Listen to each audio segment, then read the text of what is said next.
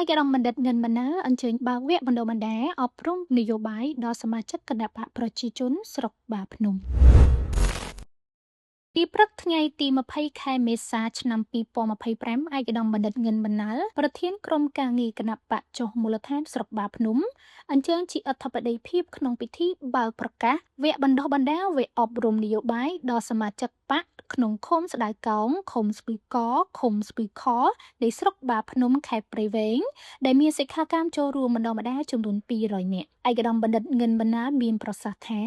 វគ្គបណ្តុះបណ្តាលនេះគឺជាកម្មវិធីដ៏សំខាន់មួយដែលមានគោលបំណងពង្រឹងសមត្ថភាពចំណេះដឹងស្មារតីរបស់សមាជិក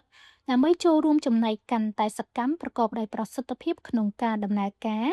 នយោបាយនៃការអភិវឌ្ឍរបស់គណបក្សលើសពីនេះទៅទៀត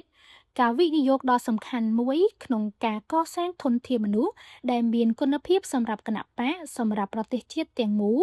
ដោយធានាថាសមាជិកបក្សមានសមត្ថភាពពេញលេញក្នុងការបម្រើដល់ប្រជាពលរដ្ឋនិងរួមចំណែកដល់ការអភិវឌ្ឍសង្គមប្រកបដោយចីរភាពឯកឧត្តមបណ្ឌិតបានបន្តថារាជរដ្ឋាភិបាលកម្ពុជាដែលមានសម្ដេចអគ្គមហាសេនាបតីតេជោហ៊ុនសែន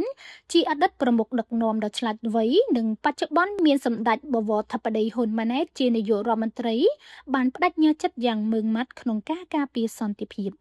តម្លៃនៃសន្តិភាពគឺពិតជាមហាសាលណាស់និងមិនអាចកាត់ថ្លៃបាននោះទេវាមិនគ្រាន់តែជាការអវត្តមាននៃសង្គ្រាមឬចំនួននោះទេ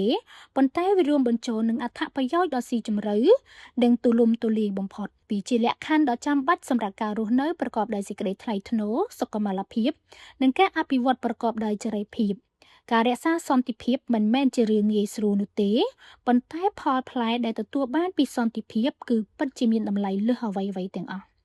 ឆ្លៀតក្នុងឱកាសនោះផងដែរឯកឧត្តមបណ្ឌិត ងិន ម៉ាណែល ក៏បានកោតសរសើរនិងវាយតម្លៃខ្ពស់ចំពោះការខិតខំប្រឹងប្រែងបំពេញភារកិច្ចយ៉ាងសកម្មរបស់ក្រុមការងារស្រុកបាភ្នំនៅពេលកន្លងមកទាំងការងារនយោបាយការងារមនុស្សធម៌សង្គម